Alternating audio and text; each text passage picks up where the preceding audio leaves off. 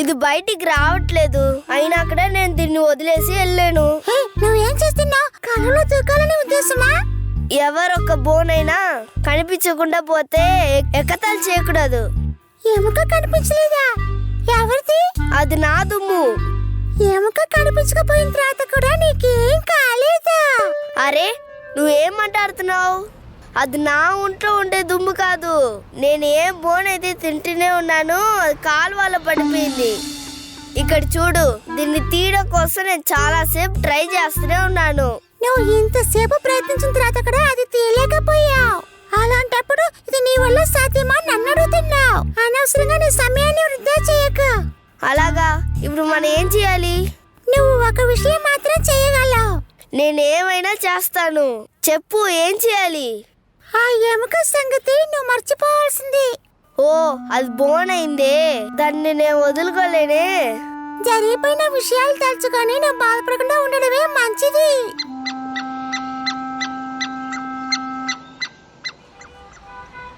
ఏమైంది? మీ ఇద్దరి మధ్యలో ఏదో పెద్ద గొడవలానే ఉంది. నానాటి తెలివైంది, నేను ఖచ్చితంగా సాయం చేయగలుగుతాను. ఏం జరిగిందంటే ఈ పిల్లి ఒక ఎముకను తీసుకొచ్చింది. అది కాలువలో పడిపోయింది. అది మేము బయటకు తీయలేకపోయాం. ఓ, ఇదే విషయమా? ఇదే విషయం అంటున్నావా? ఇలాంటి విషయాలు జరుగుతూనే కదా ఉన్నాయి. చాలా రోజుల క్రితం నేను ఒక ఎలుకని పట్టుకున్నాను. ఇలాంటి ఒక కాలువలో అది పడిపోయింది. చాలా కష్టపడి సంపాదించిన ఒక వస్తువు చేయి జారి వెళ్ళిపోతే ఆ కష్టాన్ని భరించడానికి చాలా కష్టం. స్నేహితుడా, నా కష్టాన్ని నువ్వు అర్థం చేసుకోగలుగుతావు కదా. ఈ బోన్ని తీయడానికి నువ్వు నాకు సాయం చేస్తావు కదా. నేను ట్రై చేసి చూస్తా.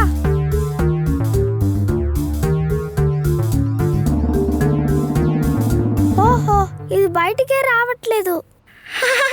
ఆ విషయం నాకు ముందే తెలుసా. ఇది జరగని పని అని. అందుకే నేను అసలు ప్రయత్నించలేదు. నువ్వు చాలా పాపం. నేను ఈ బోన్ని బయటికి తీయలేకపోతున్నా. నువ్వు కూడా ఈ బోన్ కోసం టైం అసలు వేస్ట్ చేసుకోకు. ఈ బోన్ని వదిలేసి వెళ్ళడానికి నాకు అసలు మనసే రావట్లేదు. నీతో మాట్లాడి కొంచెం కూడా ప్రయోజనం లేదా? నీకు తెలివితేటలు తక్కువ, అదే కారణం.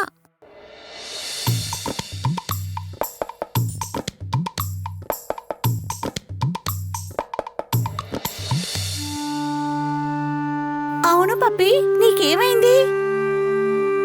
నా బోన్ వచ్చి కాలువలో పడిపోయింది. బాధపడమాకు, మేము నీకు సహాయం చేస్తాం. ఏంటి, మీరు సాయం చేస్తారా? ఇలా చెప్పి మీరు ఎంత మూర్ఖతులై ఉంటారు. మీకంటే మేము చాలా బలమైన వాళ్ళవి. మేము చేయలేకపోయా, మీరు చిన్న చీమలో ఈ పని చేయగలరా? అయినా కూడా మేమందరం కలిసి ప్రయత్నించి చూస్తాము. ప్రయత్నే కదా, చెయ్యండి చెయ్యండి. నాకేమో చాలా బాధగా ఉంది. ఇక ఇప్పుడు మీరు ఓడిపోవడం కూడా నేను చూడాల్సింది. స్నేహితులారా, మనందరం కలిసి గట్టిగా ప్రయత్నిద్దాం. మేము మా ఫుల్ స్ట్రెంగ్త్ తోని దీన్ని పట్టుకుంటాము. గట్టిగా పట్టుకో ఐలెసా, గట్టిగా పట్టిలాగు ఐలెసా, గట్టిగా పట్టిలాగు ఐలెసా, గట్టిగా పట్టిలాగు ఐలెసా, గట్టిగా పట్టిలాగు ఐలెసా, గట్టిగా పట్టిలాగు ఐలెసా, గట్టిగా పట్టిలాగు ఐలెసా, గట్టిగా పట్టిలాగు ఐలెసా, బాగా లాగు ఐలెసా.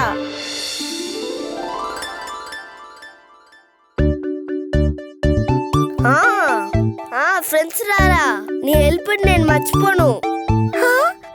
ఇది నేను అసలు నమ్మలేకపోతున్నానా. ఈ జీవనాన్ని సూపర్ గా చేసాయి. స్నేహితులారా, అలాగే మీరు మాకులాగే అందరూ కలిసి ప్రయత్నించారంటే ఈ దుమ్ముని సులువుగా బయటకు తీసేయొచ్చు. మీరు ఎందుకు ఓడిపోయారంటే ఒక్కొక్కరు తనిగా ట్రై చేశారు. నువ్వు చాలా కరెక్ట్ గానే చెప్పావు. ఒక్కటిగా కలిసి పని చేస్తే దానికి ఫలితం ఖచ్చితంగా దొరుకుతుంది.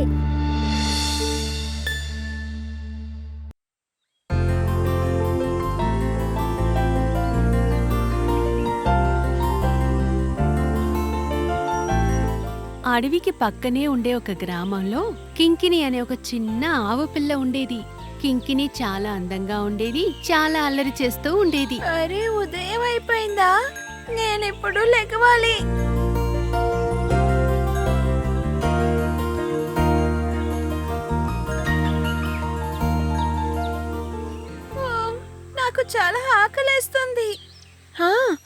చెరువు పక్కన వెళ్ళి గెడ్లని తినపోతున్నాను. అక్కడ ఉండే గెడ్లు చాలా రుచికరంగా ఉంటాయి. అది అనుకునేటప్పుడే నోరంతా ఊరుతుంది.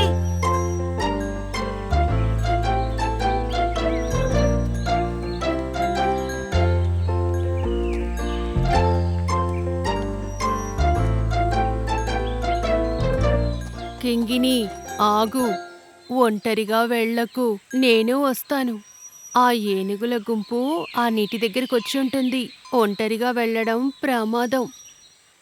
అదంతా ఏవి కాదమ్మా, నేను చూసుకుంటాను. హా, ఏం చెయ్యాలి? వీడు చెప్పిన మాట వినడం లేదు.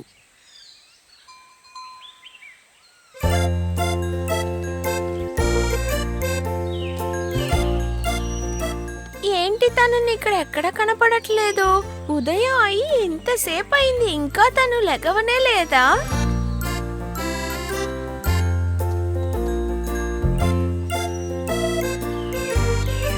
ఏంటి వాడు ఇక్కడ కూడా కనపడట్లేదు? నేను మెదలకుండా వాడి ఇంటికి వెళ్ళి వాడిని తీసుకొస్తాను. ఆ చిన్న ఆవుదూడ కింకిని, కుంజన్ అనే ఒక చిన్న చీమ, ఇద్దరు మంచి స్నేహితులు. మిత్రమా, మిత్రమా, బయటికి వస్తావా? మనం ఇప్పుడు బయలుదేరాలి. ఓహో, తెల్లారిపోయినట్టుంది. అరే, ఏంటిది కింకిని? ఉదయాన్నే నువ్వు ఎక్కడికి వెళ్తున్నావు? త్వరగా నాతో రా, నాకు బాగా ఆకలి వేస్తుంది. నేను చెరువుకెళ్ళి అక్కడ ఉన్న వాటిని తినాలి. అయితే నువ్వు త్వరగా వెళ్ళి గడ్డిని తినేసి తిరిగి వచ్చేసాయి.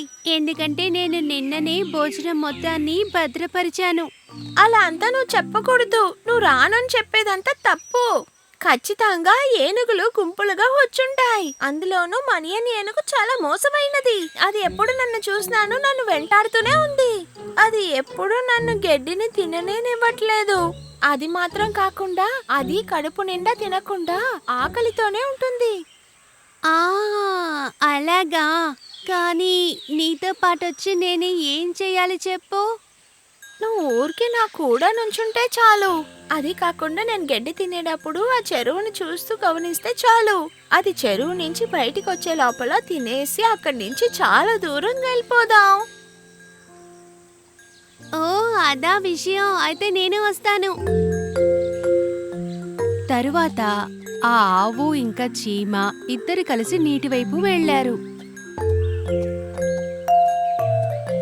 ఇలా చూడు, ఆ మణి అనే ఏనుగుని మనం అంత సులభంగా వెళ్ళనివ్వకూడదు. అది గడ్డి తినడం లేదు, అలాగే నిన్ను కూడా తిననివ్వడం లేదు. ఇది చాలా తప్పు కదా. నువ్వు చెప్పేది కూడా సరైన విషయమే. కానీ మనం ఆ ఏనుగుతో పోట్లాడితే ఆ బాధింపు మనకే ఎక్కువగా ఉంటుంది. ఏనుగులన్నీ చాలా శక్తివంతంగా ఉంటాయి. మన వల్ల ఎప్పుడూ వాటిని ఓడించలేము. అందుకని ఆ మనియన్ ఏనుగు చాలా గర్వంతో ఉంటుంది. తన అహంకారాన్ని ఈరోజు నేను చూస్తాను. ఆ ఏనుగుతో అంతా నువ్వు పోట్లాడలేవు. నువ్వు చాలా చిన్నదిగా ఉంటావు కదా. ఆ ఏనుగు తన కాలుని నీ మీద పెడితేనే నువ్వు నలిగిపోతావు డబాల్. మిగతావన్నీ నీకే తెలుసు. అవును, చూడ్డానికి నేను చిన్నదాన్నే, కానీ నేను కూడా నిజంగా చాలా విషయాల్ని చెయ్యగలను. సరేరా, ఆ పెద్ద ఏనుగుని నీ వల్ల ఏం చేయగలుగుతావో చూద్దాం. నువ్వలా చూస్తూ ఉండు, నీకు నేను ఏం సాయం చేయగలనో ఈరోజు చూపిస్తాను. కానీ నువ్వు చెప్పేది వినడానికే నాకు చాలా భయంగా ఉంది. నువ్వేమీ భయపడకు.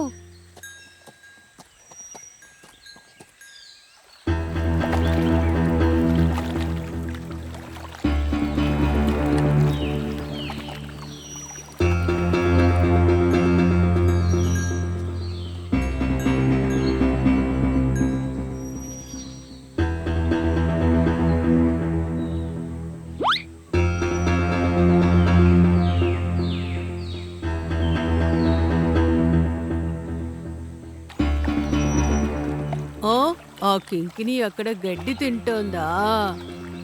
ఈరోజు దానికి ఇంత ధైర్యం ఎక్కడి నుంచి వచ్చింది? నేనిక్కడుండడం అది గమనించలేదా? పర్వాలేదు, నేనే వెళ్ళి కలుస్తాను.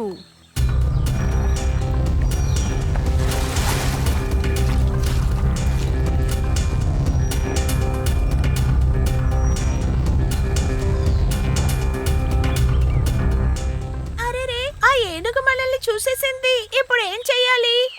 నువ్వు అస్సలు భయపడకుండా కడుపు నిండా గడ్డిని తిను. నేను ఎంత గట్టిగా అరుస్తున్నాను, అయినా అవి నన్ను పట్టించుకోవడం లేదు. నేను వాటిని పట్టించుకోవాల్సిందే.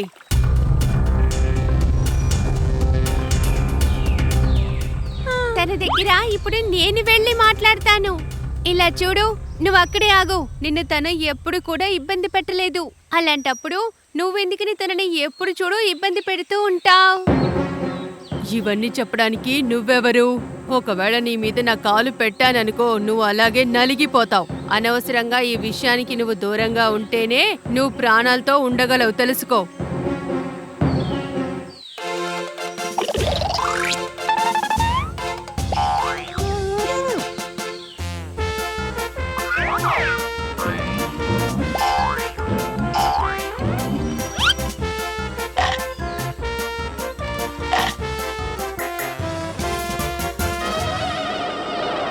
కొంచెం నాకు చాలా నొప్పెడుతోంది. మర్యాదగా నా తొండల్లోంచి బయటికొచ్చేయ్. ఆహా, నేను ఎప్పటికీ బయటికి రాను. నువ్వు చేసింది తప్పని ఒప్పుకొని తనని క్షమాపణ అడిగేంత వరకు నేను అసలు బయటికి రాను. కుంజా, వద్దు కుంజా, నేనిక ఎప్పటికీ తనని ఇబ్బంది పెట్టను. దయచేసి నువ్వు బయటికి వచ్చేసాయి.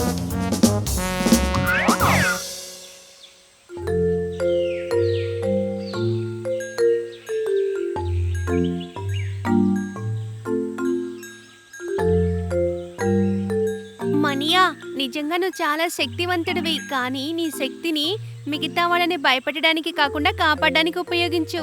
ఎందుకంటే నీ శక్తిని మిగతా వాళ్ళకి సాయం చేయడానికి ఉపయోగిస్తేనే నీకు మంచిది. ఆ తర్వాత ఎప్పుడూ ఆ మనియన్ అనే ఏనుగు ఎవ్వర్నీ ఇబ్బంది పెట్టలేదు. అంతేకాకుండా కుంజన్, కింగిని ఇంకా మనియన్ ముగ్గురు మంచి మిత్రులయ్యారు.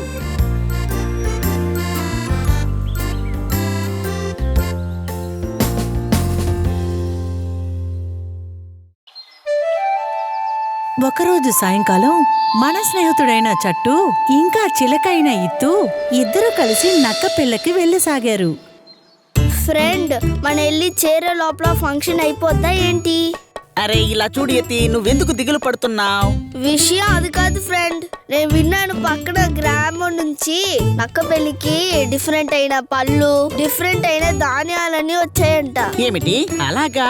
ఈ విషయం నాకు తెలియనే తెలీదు. నాకు మురళి యొక్క నాట్యం ఉందని మాత్రమే తెలుసు. అలాగా? నిజంగానేనా? ఇలాంటి ఈవెంట్స్ అన్ని చాలా చాలా బాగుంటాయి. నక్క బావ ఇంకో విషయం కూడా చెప్పారు. కోకిలమ్మ పాటల కార్యక్రమం కూడా ఉందట కదా. ఇలాంటిదన్నీ విన్నాక నేను ఆగలేకపోతున్నాను. రా, తొందరగా వెళ్దాం. ఇద్దరూ కలిసి వెళ్తున్నప్పుడు చిలక ఇత్తి ఏదో చూసింది. ఫ్రెండ్ ఫ్రెండ్ ఫ్రెండ్ అక్కడ కొంచెం చూడా. అది చీకునే కదా?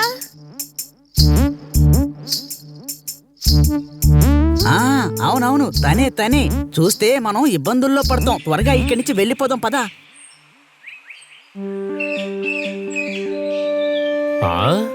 అది ఎక్కడికి వెళ్ళుంటుంది?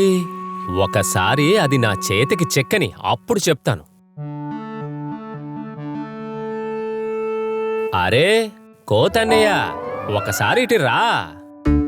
ఒకసారి ఇటు వస్తావా? నీతో ఒక విషయం చెప్పాలి. నేనే చిక్కు, నిన్ను పిలుస్తున్నాను. సరిపోయింది పో, చిక్కు మనల్ని చూసేశాడు. ఇప్పుడు మనం ఏం చేయాలి ఫ్రెండ్? ఏమో తెలీదు, వెళ్ళి చూద్దాం పద. లేదంటే తను మనల్ని ఇక్కడి నుంచి పోనివ్వడు. వాళ్ళు వస్తున్నారు. రాని చూసుకుంటాను. కానీ ఈ చేమ ఎక్కడికి వెళ్ళింది? మమ్మల్ని ఎందుకు పిలిచావు చిక్కు? అదా, ఇప్పుడు మీరు ఎక్కడికో వెళ్తున్నట్టు ఉన్నారు. ఎక్కడికి వెళ్తున్నారు? అది మేము నక్కనయ్య పెళ్లికి వెళ్తున్నాం. ఇప్పుడు నువ్వు నిజం ఎందుకు చెప్పావు? అలా ఏమీ లేదు చిక్కు, అది నేను తప్పుగా చెప్పేశాను. అది డాక్టర్ కప్ప పెళ్లికి వెళ్తున్నాం. ఓ, ఈ పిచ్చుకురానికి నేను ఎంత తెలివైన వాణ్ణో ధైర్యవంతుణ్ణో తెలియదనుకుంటాను. అలాంటిదేమీ లేదు చిక్కు, నేను చెప్పిందంతా నిజమే. ఇక మీదట ఏమీ చెప్పనక్కర్లేదు. రండి, నేను వస్తాను. రండి, వెళ్దాం. అయినా నువ్వెలాగొస్తావు? ముందు మీ నాన్నగారి దగ్గర అనుమతి తీసుకునిరా. అది నేను తర్వాత వచ్చి కూడా చెప్తానులే. రండి, మనం వెళ్దాం. నేను ఇప్పుడు ఇక్కడి నుంచి వెళ్తున్నాను, కానీ మళ్ళీ వస్తాను. అప్పుడు గనక నాకు కనిపించావో నీ కథ అంతే. అదంతా సరే గాని చిక్కు, నువ్విప్పుడు ఎవరితో మాట్లాడుతున్నావు? అదా, అది ఒక చిన్న చీమ దగ్గర. చీమ? ఆ చిన్న చీమ నీకేం పాపం చేసింది?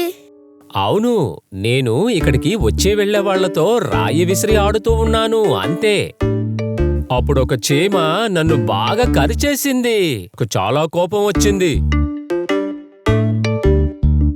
సరే, అందుకు నువ్విప్పుడు ఏం చేయబోతున్నావు? నేను వెంటనే దాన్ని కనిపెట్టి చాలా దూరంగా విసిరేయాలి. కానీ అది నన్ను చూసి భయపడి ఇక్కడ ఎక్కడో దాక్కునుంది.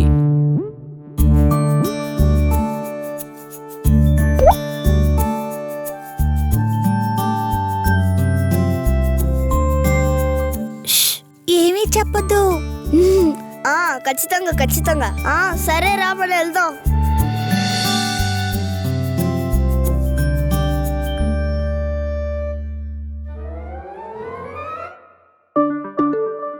ఈ చిన్న చీమ ఇంకా చట్టుకోతి ఇంకా చిలక ఇత్తు చీకుతో పాటు వెళ్లడం చూసింది. నేనిప్పుడే బాగున్నాను.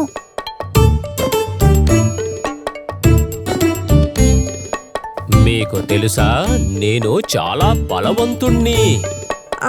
మాకు తెలుసు. నీకెలా తెలుసు? నీకెవరు చెప్పారు? ఇప్పుడే కదా చిక్కు మా దగ్గర అలా చెప్పావు. కానీ మీకు నా మీద నమ్మకం లేనట్టు అనిపిస్తోంది. ఇప్పుడే నిరూపిస్తాను, చూడండి. ఆ అవసరమేమీ లేదు. నువ్వెలా అలా చెప్తావు? నేనొక విషయం చెప్తే మీరిద్దరూ నమ్మే తీరాలి, లేకపోతే నాకు చాలా కోపం వస్తుంది.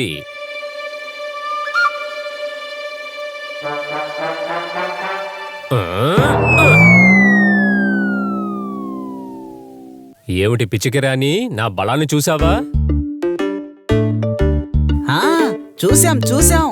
చాలా భయంకరంగా ఉంది. ఇంకా ఉంది. అవన్నీ తర్వాత చూసుకుందాం చిక్కు. ఇప్పుడే మనకి చాలా లేట్ అయింది ఫ్రెండ్. నేను అనుకుంటున్నాను మన వెళ్ళే లోపల అన్నీ అయిపోతాయేమో. వెళ్ళవలసిన మిగతా దారిని తలుచుకుంటేనే నాకు చాలా భయంగా ఉంది. ఎందుకలా?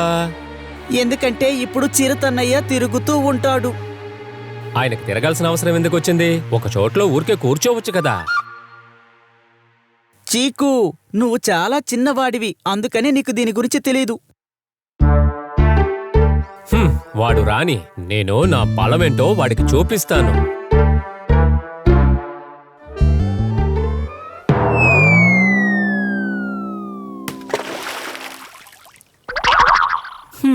నేనేంటి ఫుట్బాలా?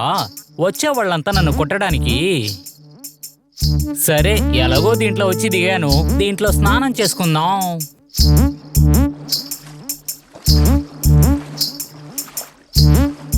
అది రాని, నేను ఎలకకి భయపడను, చిరుతకి భయపడను. అప్పుడే ఆ ఒక చెట్టు వెనకాల నుంచి ఒక చిరుత చిక్కు వాళ్ళ స్నేహితుల్ని చూస్తూ ఉంది. ఈ రోజు మాకు భోజనం దొరుకుతుంది. యానే కుట్టి, ఇదే ఈ రోజు నాకు వేట.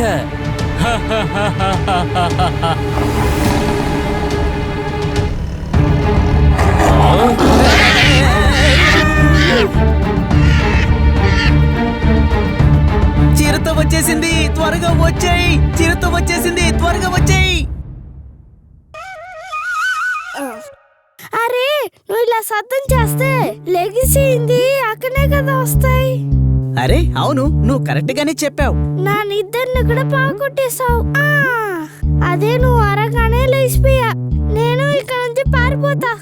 నేను భయపడిపోయి పారిపోతున్నాను అనుకోకు, అయినా అక్కడే నేను పారిపోతా.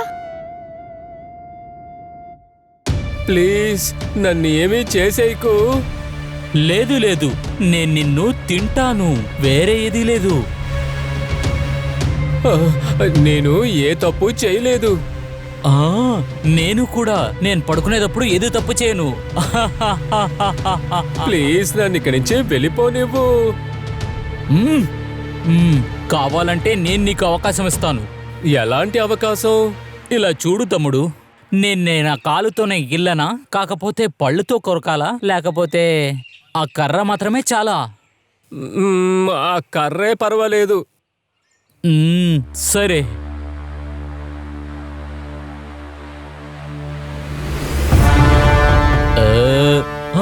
నువ్వా? నీ ఆకలి తీర్చుకోవడానికి నా బిడ్డే దొరికాడా? అది దాని గురించి నాకు అస్సలు తెలీదు. ఇప్పుడు తెలుసుకున్నావు కదా.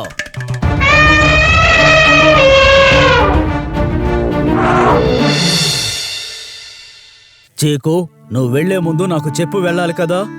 ఈతి పక్షి వచ్చి నాకు చెప్పకపోతే పరిస్థితి ఏమై ఉండేది? అది నువ్వు చిన్నవాడివి చీకు, వాళ్ళలా కాదు నువ్వు. అది అర్థం చేసుకో, సరేనా? ఇప్పుడు నువ్వు ఎక్కడికి వెళ్ళాలో చెప్పు, నిన్ను అక్కడికి నేను తీసుకువెళ్తాను. ఈసారికి నన్ను క్షమించండి నాన్నగారు. ఇక మీదట మీతో చెప్పకుండా నేను ఎక్కడికి వెళ్ళను. సరే అయితే నాతో పాటు రా, వెళ్దాం. ఇకపై నువ్వు ఎక్కడికి వెళ్ళినా నాకు చెప్పి వెళ్ళాలి, సరేనా?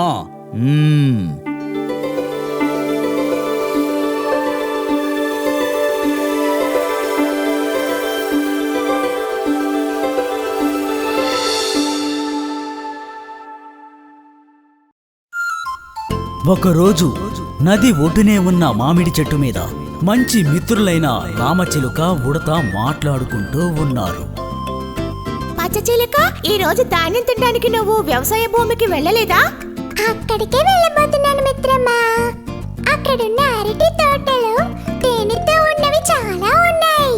ఆ విషయం నీతో చెప్పి వెళ్దామని వచ్చాను. అలాగా? అయితే ఈ రోజు నేను కూడా నీతో అక్కడికి వస్తాను. అప్పుడే వాళ్ళిద్దరూ ఆ దృశ్యాన్ని చూశారు. ఆ నదిలో ఓ చీమ మునుగుతూ తేలుతూ వస్తూ కనిపించింది. నీళ్లలో పొరపాటున పడిపోయిన ఆ చీమ మునిగిపోతూ ఉంది. దాన్ని చూసిన రామచిలుక చెట్టు మీద నుంచి ఎగురుకుంటూ వచ్చి చీమకి దగ్గరగా రాసాగింది. ప్రాణాలతో కొట్టుమిట్టాడుతున్న ఆ చీమను చూసి రామచిలుక చాలా బాధపడింది.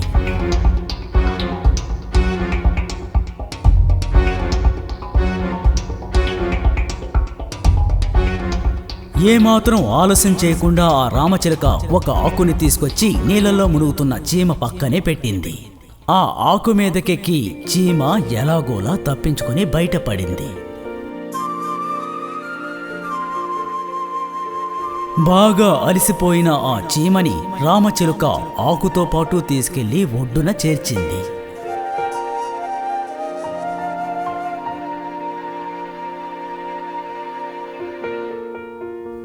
పచ్చచిలుక, ఈ రోజు నువ్వు సరైన సమయానికి వచ్చి నన్ను కాపాడావు. నువ్వు గాని రాకపోయి ఉంటే నేను ఆ నదిలో పడి కొట్టుకుపోయి చనిపోయేవాడిని. ఆ సమయంలో నేను చూడటం నా అదృష్టమని నేను అంటాను. ఏంటి, నీ యొక్క అదృష్టమా? అవును, అందువల్లే నేను కాపాడగలిగాను. ఒక ప్రాణాన్ని కాపాడటం నా అదృష్టమని నేను భావిస్తున్నాను.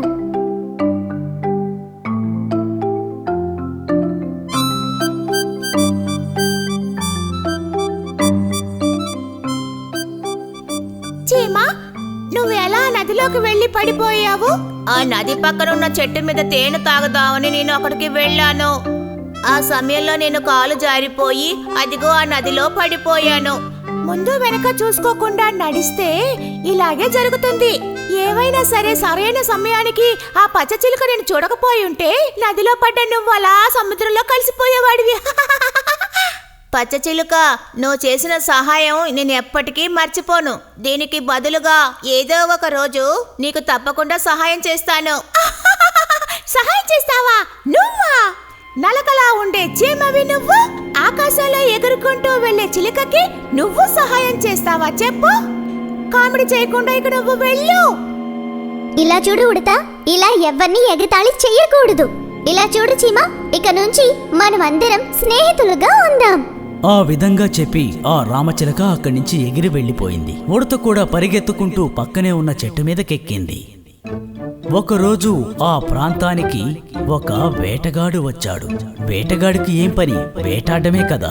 వేటగాడికి వేటాడడానికి ఏమైనా దొరుకుతుందా అని చుట్టూ తిరగ చూశాడు. అప్పుడు చెట్టు మీద ఉన్న రామచిలుక కనిపించింది. వెంటనే ఏం చేశాడంటే విల్లుతో బాణాన్ని గురిపెట్టాడు. అప్పుడు అటుగా ఆహారాన్ని తీసుకువెళ్తున్న చీమ వేటగాడిని చూసింది. అక్కడ జరగబోయేది చీమ పసిగట్టింది. ఆ వేటగాడు పాపం ఆ పచ్చ చిలుకకి గురిపెట్టినట్టున్నాడు. ఎలాగైనా ఆ పచ్చ చిలుకను నేను కాపాడి తీరాలి. చీమ అక్కడి నుంచి వేగంగా పరిగెత్తుకుంటూ వెళ్లి వేటగాడి కాలి దగ్గరికి వెళ్ళింది. వెళ్లి ఏం చేస్తుంది? టక్కును కొరికేసింది.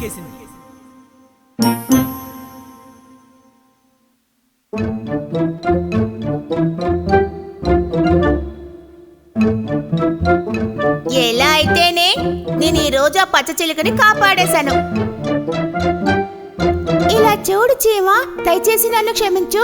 ఆ రోజు నిన్ను తక్కువ చేసి మాట్లాడాను, అందుకే ఇప్పుడు నిన్ను క్షమించమంటున్నాను. అదేం పర్వాలేదు మిత్రమా. భూమిలో ప్రతి ఒక్కరికి కూడా వాళ్ళకి తగ్గ తెలివితేటలు ఉంటాయి. అందులో పెద్దది చిన్నది అని ఎలాంటి తేడాలు ఉండవు.